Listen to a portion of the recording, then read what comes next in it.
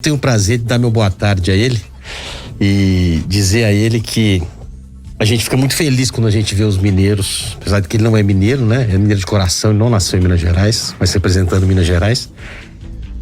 Minas Gerais voltando onde nunca deveria ter saído ao protagonismo nacional da política. Muito boa tarde, senador, é um prazer ter o senhor aqui conosco no Alerta Super.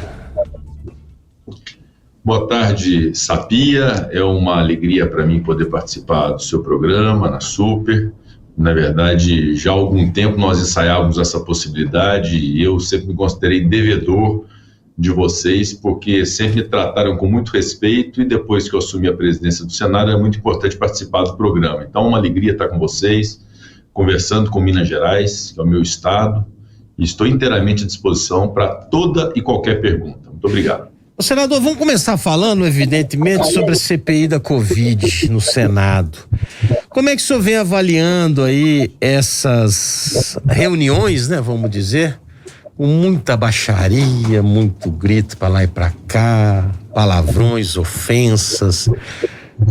O senhor que ficou tantos anos vendo de fora, né? O senhor entrou agora há pouco na política.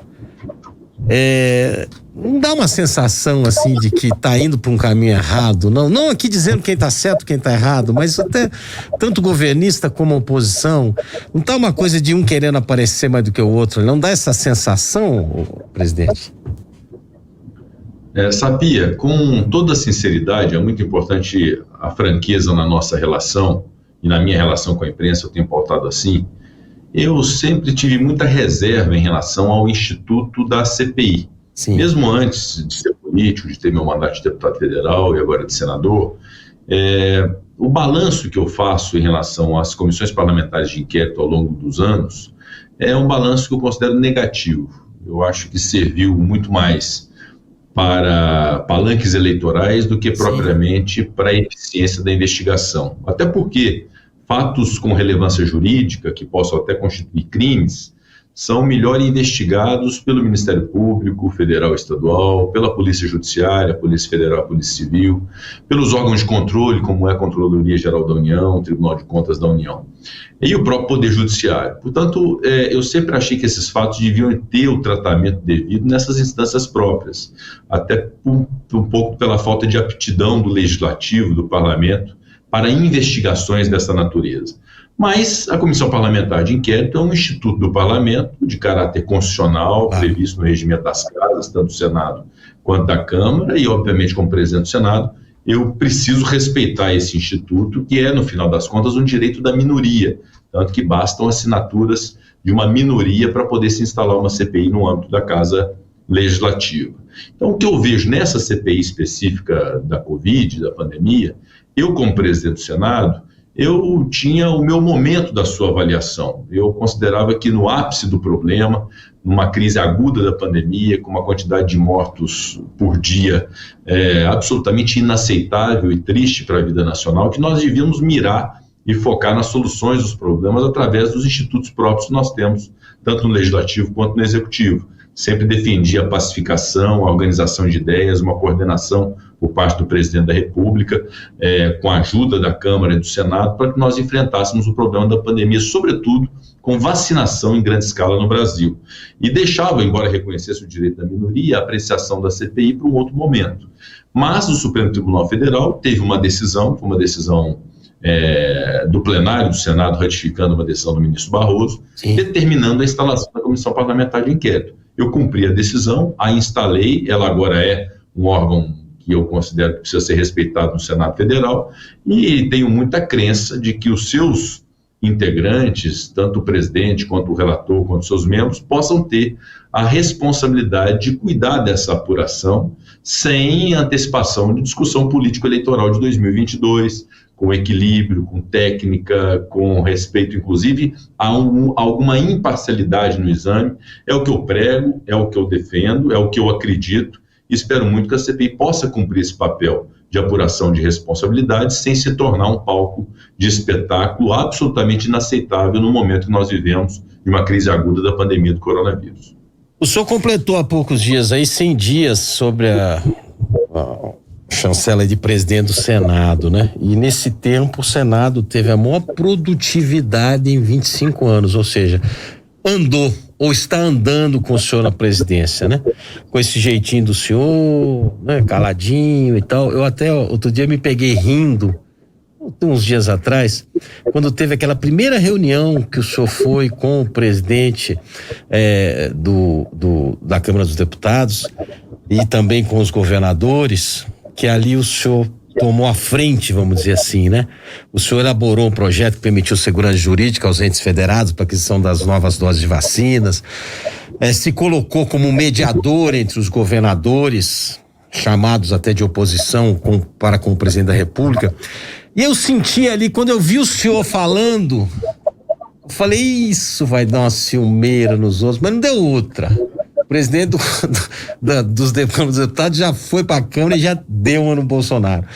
Eu falei, esse Rodrigo Pacheco vai dar trabalho pro presidente, para todo mundo, porque ele quietinho. Por coincidência ou não, naquela semana, eu entrevistei o deputado federal Aécio Neves. Eu falei, deputado, depois que o senhor saiu do protagonismo, por motivo A, B ou C, que aqui não vem ao caso, Minas perdeu. Ele falou assim, calma, que o próximo presidente da República pode ser mineiro. Eu falei, então me diga quem é. Ele falou, Rodrigo Pacheco. O senhor tem tido seu nome falado aí como uma terceira via. E o senhor faz parte de um partido que está vivendo uma turbulência, numa briga aí entre Rodrigo Maia e ACM Neto. Um é baixinho não sei o quê, o outro é Botafogo não quer lá e tal. Como é que o senhor se coloca no meio dessa briga aí, já logo do seu partido e também nessa briga de poder? Porque ciúme de homem é pior do que mulher, né, o presidente? Sabia, no meio dessa briga toda, eu me coloco de fora dela. Eu faço questão de ficar de fora dela, não que eu não tenha compromisso de ter soluções. As soluções para os problemas de Minas Gerais, senador da República que sou por Minas Gerais, os problemas do país enquanto presidente do Senado, os problemas do meu partido, que existem, não há dúvida, e obviamente que eu tenho a obrigação de participar da solução desses problemas. Mas eu me incluo fora dessas brigas, até porque as vejo, às vezes, de maneira muito oportunista, em razão de discussões que nós não devíamos estar travando no momento atual do Brasil.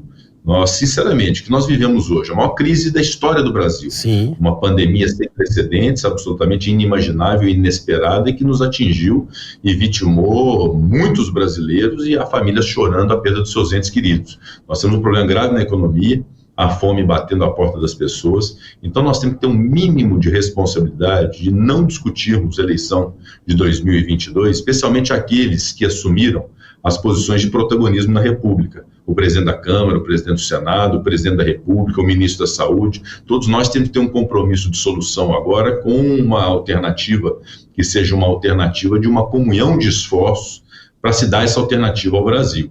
Portanto, em relação a 2022, por exemplo, são as discussões que vêm sendo travadas aí, com um monte de gente já se habilitando como pré-candidatos a presidente da República, ou antecipando o discurso eleitoral. Eu considero que a minha posição no Senado, eu acho que Deus e o povo de Minas já me conferiram muito, de assumir o Senado Federal para um estado como Minas Gerais, de assumir a presidência do Senado em apenas 2 anos como senador. Eu não posso sentar nessa cadeira e me permitir uma discussão de política eleitoral de 2022 sob pena de trair os meus próprios princípios. Portanto, respeitando, obviamente, aqueles que queiram fazer essa discussão, inclusive, eventualmente, no âmbito de uma CPI, ou politizando vacina, politizando leito de UTI, politizando a doença, eu não vou me permitir fazer, de modo que eu não admito nem minimamente essa hipótese de candidatura em 2022, porque o meu compromisso e o meu foco é no Senado. O povo de Minas Gerais me deu um mandato de senador, esse mandato tem 8 anos, eu tenho agora uma missão dada a mim por senadores de esquerda, de direita,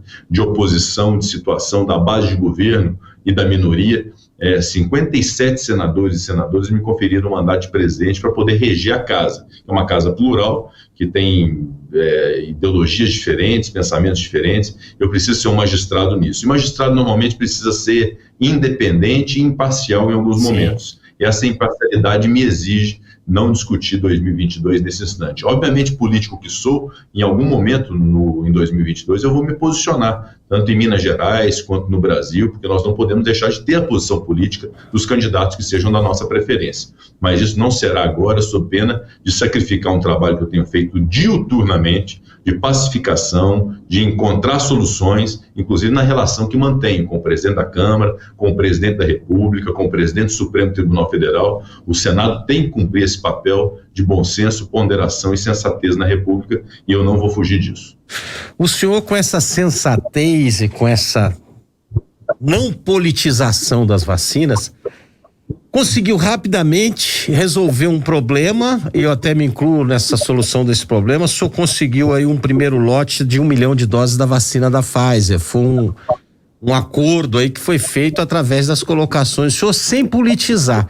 Vacina chegou, tranquilo, aí depois parece que o Ministério da Saúde se empolgou e agora tem 100 milhões já para vir aí no próximo trimestre. Inclusive eu me vacinei a semana passada com a vacina da Pfizer, por questão de comorbidade e tal, nas capitais. E aí eu pergunto pro senhor, ficam colocando, politizando, né? Ah, não chegou o IFA porque o Bolsonaro falou mal da China, porque o filho do Bolsonaro tuitou que a China é isso, que a China é aquilo. Mas a IFA vem da Índia, a Índia tá com uma crise lá danada. Gente, nós somos já o 5º país em número de pessoas vacinadas, né? Muito rápido. Nosso sistema de vacinação é o melhor do mundo. Realmente existe esse problema político entre os países ou não? É justamente porque a China, pera aí que eu preciso segurar aqui porque eu tenho que vacinar o meu primeiro, a Índia também está fazendo isso, tá cada um cuidando do seu, presidente? Bom, desde o primeiro instante que assumi a presidência do Senado, de fato, a produtividade que você se referiu, nos últimos 25 anos nós tivemos a maior produtividade justamente por essa dedicação constante. Sim. Das sessões terças, quartas, quintas-feiras, e dentro dessa pauta muitos projetos de interesse do enfrentamento à pandemia. Um dos projetos foi a PEC emergencial, que culminou na emenda constitucional, que permitiu o auxílio emergencial com a edição da medida provisória do governo. E também a lei das vacinas, a lei 14.125, que é do Senado, que permitiu a aquisição das vacinas da Pfizer e da Janssen. As empresas tinham contratos muito restritivos, com cláusulas. Sim. Muito restritivas, e a União necessitava da segurança jurídica para que aquelas vacinas fossem adquiridas, o que veio com a lei que foi concebida no Senado Federal. Então eu acredito nisso, sabe, Sapi? Eu acredito nesse trabalho, que é um trabalho de união, de convergência, de busca de solução. Se o problema era uma lei, nós editamos a lei, então, Sim. que permitiu a compra dessas vacinas. A politização e o uso o tempo inteiro de narrativas acaba prejudicando muito o esclarecimento da verdade. Obviamente que há erros no enfrentamento da pandemia por parte do Brasil, mas há erros também nos Estados Unidos, há erros em países Sim. da Europa, há erros de diversos países, na China.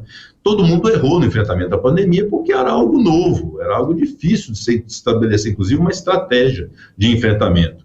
Mas há, por outro lado, muitos acertos, é o que você falou. Nós estamos conseguindo ganhar agora a escala da vacinação, a opção de se fazer a vacina no Brasil, da Butantan e da Fiocruz, AstraZeneca e Coronavac, foi uma opção correta, que permitiu, então, termos ali uma quantidade de vacinas que pudesse atender a população brasileira. Agora a contratação da Pfizer, da Janssen, a busca pelo credenciamento da Sputnik e da Covaxin da Índia. Então há uma busca constante de solução do problema. Eu hoje, um pouco antes dessa nossa entrevista, me encontrei longamente com o ministro Carlos França, ministro das Relações Exteriores. Sim. É radical a mudança em relação ao comportamento nas relações exteriores do Brasil. O ministro Carlos França tem feito um trabalho extraordinário, como tem feito agora o ministro da Saúde também, o doutor Marcelo Queiroga. Então nós estamos dentro de um rumo, que é o rumo da ponderação, do trabalho, nos rendemos à ciência, à medicina e à obviedade, e à lógica do que nós precisávamos fazer em relação a essa pandemia. E eu acredito muito que nessa soma de erros e de acertos por parte de todos, nós possamos, ao longo do ano de 2021, vacinarmos toda a população brasileira. E uma vez vacinada e imunizada toda a população brasileira, e fico feliz com a notícia de você já ter se vacinado pela comorbidade, infelizmente pela sua comorbidade te permitiu vacinar. Sim. Eu também tenho a minha, que é a diabetes. Eu tenho uma diabetes grave, que se eu não tomar remédio eu descontrolo todo. Que bom que as comorbidades agora também estão sendo vacinadas. Já sofremos tanto, né? A gente já sofre tanto, e é uma combinação perigosa também a diabetes com o coronavírus. Mas enfim, nessa soma de acertos e de erros, se nós tivermos a população brasileira vacinada, no ano de 2021, nós temos todas as condições e plenas condições de retomarmos o crescimento da economia do Brasil, gerarmos trabalho, renda e emprego, para poder permitir que a gente combata agora os problemas que serão problemas advindos da pandemia, como é a miséria e a fome, a partir de uma recuperação econômica muito consistente. Então eu acredito muito nisso, tenho confiança nisso, é por isso que estou trabalhando e vou buscar constantemente não deixar que o discurso político-eleitoral e que a politização, sobretudo, e a polarização também em relação a todos os temas nacionais, atrapalhem essa atuada desenvolvimento que nós precisamos ter no Brasil. Então, mantenho conversas constantes com o ministro da Saúde, com o ministro das Relações Exteriores, com o ministro da Economia, Paulo Guedes, com o presidente da Câmara, Arthur Lira, que são pessoas capazes de sentar à mesa para poder discutir os rumos do Brasil daqui para frente. Acho que é esse o papel que a sociedade espera da gente. Obviamente, sempre com um juízo crítico daquilo que estiver errado no governo federal, hora nenhuma eu deixei de apontar os erros, às vezes até sofro incompreensões em relação a isso. Mas nós não podemos também ficar só apontando o erro e ter compromisso com o erro sem ter compromisso com a solução. Conversando com o presidente do Senado Federal, Rodrigo Pacheco, ele que é do DEM das Minas Gerais, antes de eu ir para a parte da economia, eu já estou finalizando também, eu quero só fechar a relação à vacina. Quanto é importante para o Brasil acontecer a quebra de patente da vacina? A China disse hoje que apoia a quebra de vacina, e se depende de alguma coisa do Senado em relação a isso, Rodrigo?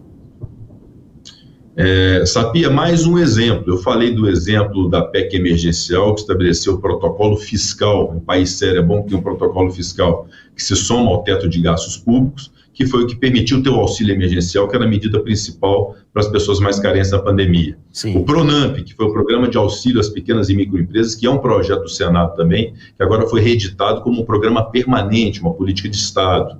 A lei das vacinas, que acabei de me referir, que permitiu a compra da Pfizer e da Janssen. Foram ideias concebidas no Senado Federal, já aprovadas, e que vão servir muito à sociedade brasileira, especialmente no momento de crise. E um outro exemplo, muito bem lembrado por você, é a lei das patentes. É a quebra dessa regra de patentes em relação à vacina, que é um projeto que foi aprovado no Senado, sob a relatoria do senador Nelsinho Trade, agora recentemente, Sim. E que justamente, em razão da tecnologia, da expertise, na elaboração dessa vacina ainda não ser de conhecimento pleno e domínio de todos, de se ter uma flexibilização em relação a essas patentes no Brasil e em outros países também que já estão caminhando para essa forma de condução. Então, esse projeto já foi aprovado no Senado e agora depende da aprovação da Câmara, o que pode ser um fator muito importante para a democratização da produção da vacina em diversos países, inclusive no Brasil, e salvar muita gente.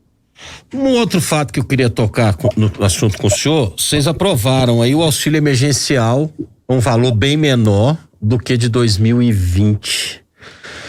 Aí eu pergunto para o senhor, o Brasil teria condições econômicas, vou falar aqui para o português bem claro, para o ouvinte poder, teria dinheiro para continuar bancando aqueles R$600 por pessoa, ô presidente, ou não, o limite era esse? Sapia, isso foi profundamente debatido na discussão da PEC emergencial, que a PEC culminou na emenda constitucional 109, que estabeleceu o protocolo fiscal e reservou 44 bilhões de reais para o auxílio emergencial. Foi o valor que o alinhamento do Senado, da Câmara e do Ministério da Economia permitiu que se tivesse para o auxílio emergencial. Com isso, de fato, menos pessoas estão sendo contempladas pelo auxílio emergencial. No ano de 2020, foram 68 milhões de pessoas, num orçamento só para o auxílio emergencial de mais de 300 bilhões de reais, que compuseram o déficit público do Brasil de 743 bilhões naquele ano de 2020, necessário em razão do momento que vivíamos de uma pandemia até muito desconhecida naquele instante. E aí veio a segunda onda da pandemia, com a doença com outras características, mais grave, e que recomendou que pudéssemos reeditar, ainda que minimamente, os mesmos programas de 2020, só que com sérias restrições orçamentárias. Então, eu não posso e não devo fazer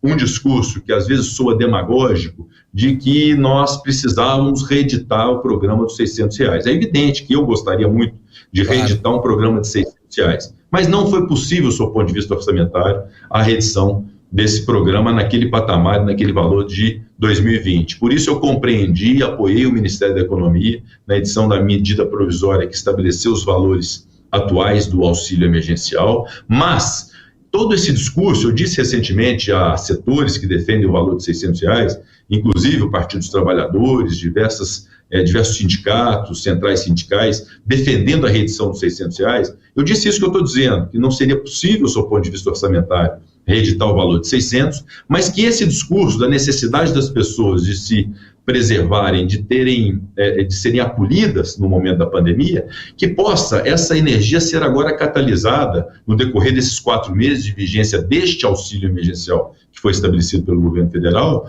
uma forma de discussão de um programa social pós-auxílio emergencial, um programa social que estabeleça uma renda mínima, uma renda cidadã, uma renda que seja mais incrementada e mais significativa que o Bolsa Família, Sim. que possa acolher mais famílias que são hoje herdeiras da Covid e que precisam ser amparadas pelo Estado. E isso já está em gestação, já é prioridade do Senado, já é prioridade da Câmara. Sei que o Ministério da Economia também é simpático à ideia e possamos, quem sabe, toda essa discussão em termos de valores do auxílio emergencial ser canalizado para um grande programa de renda mínima nacional que possa unir todos os segmentos nacionais, de esquerda à direita, de governo, de oposição, dentro de um programa de amparo a mais de 20 milhões de brasileiros que precisam dessa assistência do Estado, enquanto não tenham condição de ter a ocupação através da inclusão no mercado de trabalho. Ô, presidente, eu procuro aqui no programa sempre tentar explicar para o ouvinte, para o cidadão, sempre trazer a verdade, quer dizer, o juiz de valor, ele que vai ter na casa dele, ele que vai escolher, ele que vai definir e tal, mas tem coisas que eu tenho que tocar no assunto, porque é o seguinte, eu chamo aqui o ex-presidente Lula de Paulinho Gogó, quem não tem dinheiro conta história. Ele soltou uma semana passada que se ele fosse o presidente, ele teria emitido 300 bilhões de reais na Casa da Moeda, que ia dar dinheiro para todo mundo. Ora, a última vez que nós fizemos isso no Brasil foi Juscelino Kubitschek de Oliveira na Constituição de Brasília, nós ficamos 30 anos para pagar a dívida. É impossível você chegar e mandar rodar dinheiro, não é? Falando economicamente, agora não precisa, pelo amor de Deus, não precisa nem tocar no assunto de ex-presidente Lula não, tá?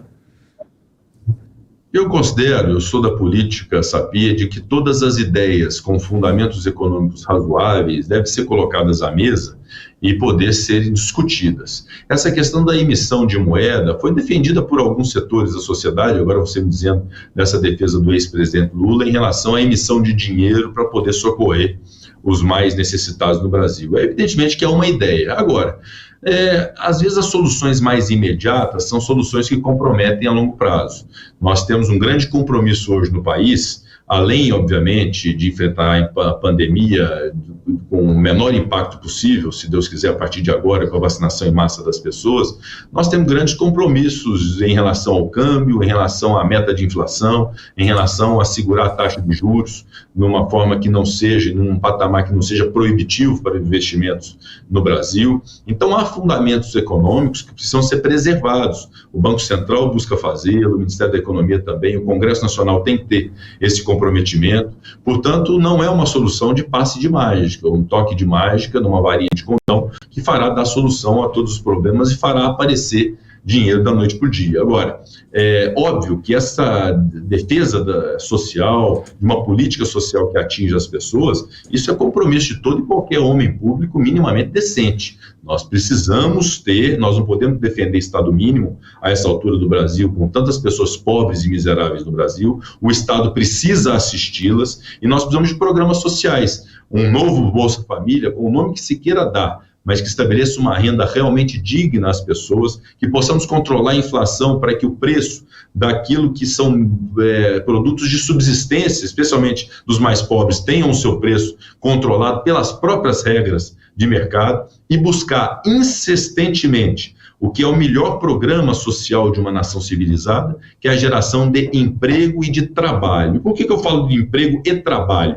Porque nós temos que fugir um pouco da cultura só do emprego, da CLT, da carteira assinada. Nós temos que permitir a cultura do trabalho, daqueles que queiram empreender em pequenas e microempresas, daquele que queira ser autônomo e queira ter, junto a um terceiro, uma relação de trabalho que seja uma relação dentro da sua liberdade de carga horária, e aí veio a lei de terceirizações nesse sentido, né, inclusive com o uso de pessoas jurídicas. Então, nós temos que criar a cultura do trabalho, além da cultura do emprego no Brasil, que é a melhor forma de fazer a inclusão decente das pessoas, né? Das pessoas terem, com sua própria capacidade de trabalho, a sua forma de subsistência da sua família. Eu costumo dizer que ninguém quer favor do Estado, todos querem ter oportunidades. E para que nós tenhamos um país mais igual, nós precisamos ter fundamento econômico. Não há desenvolvimento social e não há desenvolvimento humano sem o desenvolvimento econômico, que se assenta e se baseia em fundamentos econômicos de planejamento, de preservação de taxa de juros, de preservação e contenção da inflação, de controle do câmbio, e esses fundamentos acabam indo de encontro a essa ideia de se emitir dinheiro para poder distribuir, que acaba sendo algo muito perigoso para a vida nacional. Só citou um fato que eu sempre bato nele, que é essa questão cultural do brasileiro, né? A diferença do trabalho e emprego. O senhor conhece bem, foi muito bem votado lá. Uma época eu fazia um programa na TV Bandeirantes na hora do almoço e à noite na Record em Governador Valadares. Lá tem aquela história do Valadólares, né? Pô, os caras foram lá para os Estados Unidos, ficaram ricos, milionários, então por quê? Eu falei, porque aqui eles têm vergonha de trabalhar de garçom, de limpar um banheiro, de lavar uma louça. Lá eles fazem tudo isso e trabalham de segunda a segunda e não tem negócio de justiça do trabalho, férias, 13º, não. Trabalhou a semana, toma o seu chequinho aqui, que é a diferença do trabalho com o emprego. Aqui o cara quer descansar no domingo, deu 6 horas, larga a caneta em pé e quer ir embora, e são outras coisas. Mas para finalizar, presidente, eu queria fazer um pedido ao senhor.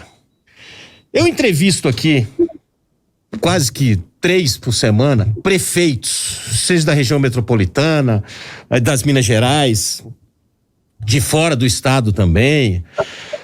Esses dias aí entrevistamos o prefeito de Serrana, lá de São Paulo, que teve todo o município vacinado naquela experiência lá, pesquisa do Butantan. E os prefeitos todos falam assim pra mim, Sapia, eu preciso comprar a cesta básica. Eu abro aqui pros mercadinhos da cidade para fomentar o mercado da cidade. Aí nenhum deles aparece aqui na hora da licitação do pregão. Aí eu vou atrás, se eu conheço os caras, cidade pequena, por que você não foi? Porque eu não tenho CND, porque durante a pandemia eu fiquei devendo e tal, não pude pagar, não sei o quê. Aí eu quero contratar vans escolares para fazerem transporte do pessoal da área médica. Também mesma coisa, não tem CND. Não tem como o Senado criar uma lei que, enquanto durar essa pandemia, mais 6 meses, mais 1 ano, que se libere a CND para todo mundo nesse país, para quem ficou devendo dentro da pandemia. Não é pegar os maus pagadores lá de 10 anos atrás, liberar a CND para ele, não. Para quem desde março do ano passado passou a dever impostos. É possível juridicamente fazer isso, presidente? É plenamente possível fazer isso, Sapia, até porque nós vivemos um momento de excepcionalidade. A situação da pandemia agravou sobremaneira a diversos segmentos da economia. Aliás, a pandemia gerou algo que sempre foi uma marca da vida nacional, infelizmente, que é a desigualdade social. Sim. Uma concentração de renda absurda na mão de poucos que se valeram da pandemia, e nada de ilícito, não. Claro. Porque acabou que as circunstâncias impuseram e levaram para que determinados segmentos pudessem potencializar de maneira extraordinária suas atividades em razão da pandemia. Então, houve um agravamento das desigualdades sociais e desigualdades econômicas em função da pandemia. E é plenamente possível essa ideia que possa excepcionalizar a exigência da CND em razão da excepcionalidade do momento da pandemia. E não traria nenhum prejuízo financeiro para o país de imediato, né? Porque quem está devendo vai continuar devendo. Exatamente. Mas, de qualquer forma, além dessa sua ideia ser uma ideia muito inteligente, nós estamos trabalhando no Senado, que é uma das etapas da reforma tributária, mas nós buscamos antecipar essa etapa, que é a de um passaporte tributário, que é um novo refis, um novo parcelamento de dívidas de regularização tributária de pessoas físicas e pessoas jurídicas. Ótimo. E que pode ser um alento a essas diversas empresas, não só aquelas que não foram afetadas pela pandemia, que têm débitos antigos, que precisam ser preservadas também, e têm o direito de aderir a programas de parcelamento, mas, sobretudo, a essas empresas, como hotéis, restaurantes, Sim. bares, empresas de transporte, setor de serviços de um modo geral, cabeleireiro, etc., que possam ter uma forma de regularização tributária com desconto do pagamento de suas dívidas, com parcelamento, com dação em pagamento de imóveis, com uso de prejuízos fiscais. Então já está sendo concebido um projeto que até de minha autoria, desde o ano passado eu ingressei com esse projeto, está sob a relatoria do senador Fernando Bezerra, do estado de Pernambuco, que é líder do governo, e que tem buscado fazer, então, a concepção de um novo refis no Brasil que possa dar regularidade tributária, consequentemente a CND, para diversos segmentos do setor produtivo nacional. Obviamente que alguns escaparão, e aí vale a pena sim pensar numa ideia como essa sua, daquelas dívidas geradas em função da pandemia ou da paralisação em função da pandemia, que possam ser relativizadas na hora, por exemplo, de fazer uma licitação do mercadinho, fazer uma licitação do seu município, para poder fornecer cesta básica. Eu tenho um amigo meu que tem uma empresa de indústria de fibra e ele faz muito negócio de festa, né? Entregava muito de festa. Ele disse que sábado retrasado ele estava assistindo aquele programa do Serginho Groisman na Globo. Como é que é o nome daquele programa? Altas Horas. E tava o Alexandre Pires e o Daniel. Eles lançaram uma dupla lá, sertanejo com pagode, assim. Aí o Alexandre Pires comentou, falou assim: não, eu saí do SPC. Esse meu amigo começou a ter uma tremedeira e falou: até o Alexandre Pires saiu, eu não consigo sair, presidente. Me ajuda. É por aí.